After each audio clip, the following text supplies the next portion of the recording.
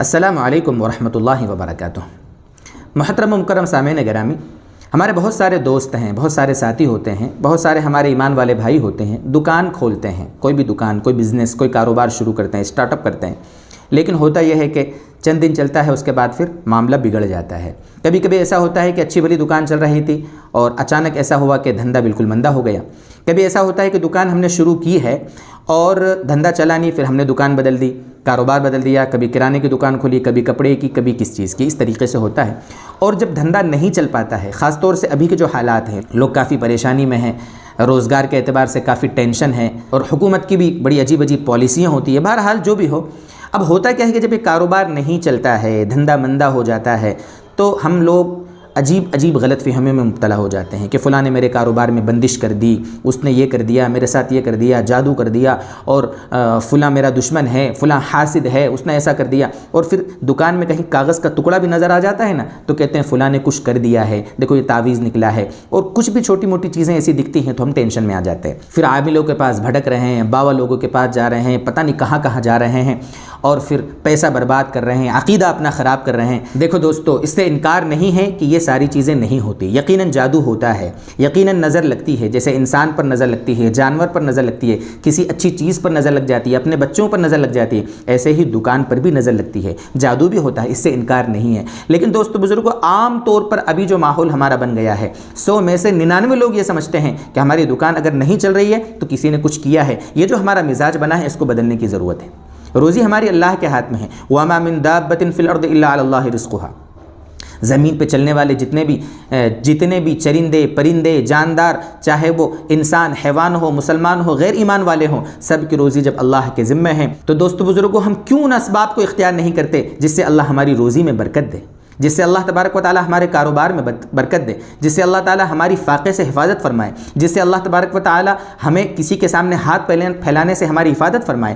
ہم ان اسباب رزق کو کیوں اختیار نہیں کرتے؟ لوگ ہم سے بھی پوچھتے ہیں کہ دکان نہیں چل رہی ہے، دھندا نہیں چل رہا، کاروبار ٹھپ ہو گیا، مفتی صاحب کوئی وظیفہ بتا دو، کوئی آیت بتا دو جس کو میں پڑھ لیا کروں۔ ہم ان سے پہلی بات عرض کرتے ہیں کہ بھئی دیکھو، یہ جتنے بھی وظیفے ہیں، جتنی بھی آیتیں ہیں، جو بھی آپ پڑھو گے، عمل کرو گے، وہ سارا کا سارا اس پر ڈیپینڈ ہے کہ آپ کی زندگی میں کوئی حرام کام تو نہیں ہے، آپ کی زندگی میں کئی ایسی چیزیں تو نہیں ہیں کہ آپ فرائض کو چھوڑ رہے ہو۔ ہم ان سے کہتے ہیں کہ بھئی آپ نماز کا اہتمام کیا کرو، روزے کی برکت اسی میں ہے، تو بولتے یار فجر میں نہیں اٹھ پاتے، ایسا ہو جاتا ہے، ویسا ہو جاتا ہے۔ دوستو بزرگوں، رزق کے اسباب بہت سارے ہیں جن کو ہم اختیار نہیں کرتے، اور تعویذ کے اور عمل کے اور وظیفوں کے چکر میں پڑ کر جب فائدہ نہیں ہوتا تو ہوتا صرف یہ ہے کہ ایک بابا سے فائدہ نہیں ہوا دوسرے بابا کے پاس، فلاں پیر سے فائدہ نہیں ہوا دوسرے پیر کے پاس، ایک عامل سے فائدہ نہیں ہوا دوسرے عامل کے پاس، ایک بابو سے فائدہ نہیں ہوا دوسرے بابو کے پاس۔ ہم اس طرح چکر کاٹتے رہتے ہیں اور اپنی پریشانی میں اضافہ کرتے ہیں، عقیدہ بھی خراب کرتے ہیں، وقت بھی برباد کرتے ہیں۔ آپ سے گزارش یہ ہے کہ رزق کے جو شرعی اسباب ہیں نا، ان کو اختیار کریں۔ آج آپ کے سامنے ہم 6 ایسی چیزیں جو رزق کے اسباب، کاروبار میں برکت کے اسباب، مال کے بڑھانے کے اسباب، سکون اور راحت کے اسباب آپ کے سامنے بیان کرتے ہیں، پوائنٹ ٹو پوائنٹ آپ کے سامنے ذکر کرتے ہیں۔ سب سے پہلی چیز ہے توبہ اور استغفار۔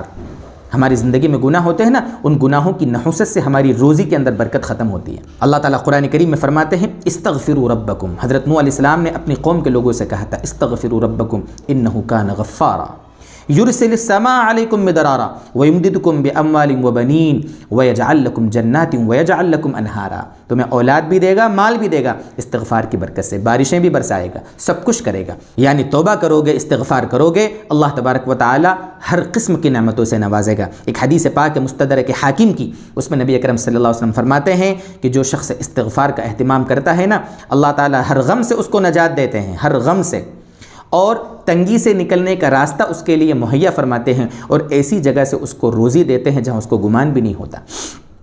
تو سب سے پہلے ہمیں کام کرنا ہے توبہ استغفار۔ دوسرا کام ہے تقوی۔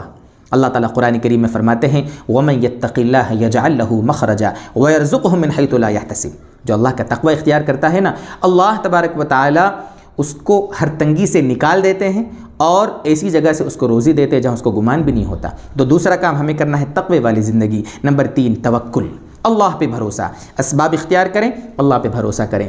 حدیث پاک میں اللہ کے نبی صلی اللہ علیہ وسلم فرماتے ہیں لو انکم تتوکلون علی اللہ حق توکلہ لرزقکم کما یرزق الطیر۔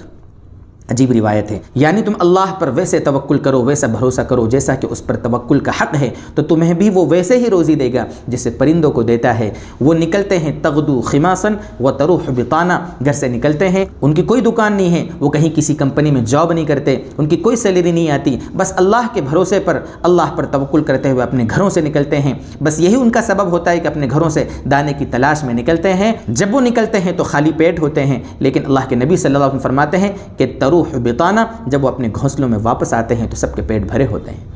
چوتھی چیز جو ہماری روزی کو بڑھانے کا بہت بڑا ذریعہ ہے وہ ہے انفاق فی سبیل اللہ، اللہ کے راستے میں، خیر کے کاموں میں خوب ہمیں خرچ کرنا چاہیے۔ حدیث پاک ہے، کئی حدیثیں ہیں اللہ کے راستے میں خرچ کرنے کی۔ ایک روایت چھوٹی سی نقل کرتا ہوں، اللہ کے نبی صلی اللہ علیہ وسلم فرماتے ہیں حدیث قدسی میں، انفق علیک، اللہ تعالیٰ فرماتے ہیں کہ اے میرے بندے تو خرچ کر، میں تجھ پر خرچ کروں گا۔ ہم خیر کے راستوں میں خرچ کریں گے، اللہ ہم پر نعمتوں کی برسات برسا دیں گے۔ پانچویں چیز، جو خیر کے کام کرنے والے لوگ ہیں، طالب علم ہیں، دین کے کاموں میں لگے ہوئے لوگ ہیں، ان کی خاص طور سے امداد کرنا۔ ایک واقعہ آپ کے سامنے ترمذی شریف کے حوالے سے نقل کرتا ہوں۔ حضرت انس رضی اللہ تعالیٰ عنہ فرماتے ہیں کہ اللہ کے نبی صلی اللہ علیہ وسلم کے زمانے میں دو بھائی تھے۔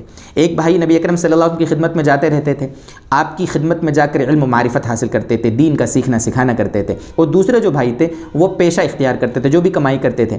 تو وہ جو بھائی تھے جو رزق کا کوئی بھی سبب اختیار کیے ہوئے تھے، انہوں نے نبی اکرم صلی اللہ علیہ وسلم کے پاس جا کر شکایت کی اپنے اس بھائی کی جو علم و معرفت میں، دین میں لگے ہوئے تھے، کہ یہ تو کچھ کماتے نہیں ہیں۔ تو نبی اکرم صلی اللہ علیہ وسلم نے کیا فرمایا کہ تجھے اسی کی وجہ سے روزی دی جاتی ہے۔ پتہ چلا کہ رزق کا سبب یہ ہے کہ ہم دین کے کاموں میں، چاہے وہ ہمارے رشتہ دار ہو یا نہ ہو، ایمان والا جو بھی بھائی خیر کے کاموں میں لگا ہوا ہے، دین کے کاموں میں مصروف ہے، اس پر اگر ہم خرچ کریں گے تو اللہ تبارک و تعالی ہماری روزی میں برکت عطا فرمائیں گے۔ اور چھٹی چیز دوستو بزرگوں ہے صلہ رحمی، صلہ رحمی، رشتے داروں سے رشتے بنا کر رکھنا۔ بخاری شریف کی روایت حضرت ابو ہریرہ رضی اللہ عنہ فرماتے ہیں، مشہور روایت ہے، جو شخص یہ چاہتا ہے کہ اس کی روزی میں برکت ہو، اس کے مال میں برکت ہو اور اس کی عمر میں برکت ہو، فلیصل رحمہ، تو اسے چاہیے کہ وہ صلہ رحمی کرے۔ بلکہ بعض روایتوں میں تو یہاں تک ہے کہ بری موت سے بھی بچنا چاہتا ہو، ان دونوں چیزوں کے ساتھ، رزق میں برکت، عمر میں برکت، اور بری موت سے اگر کوئی بچنا چاہتا ہو تو اسے چاہے کہ وہ صلہ رحمی کرے۔ رشتوں کو ہم جوڑ کر رکھیں، ہمارے جو بھی رشتہ دار جتنے بھی ہیں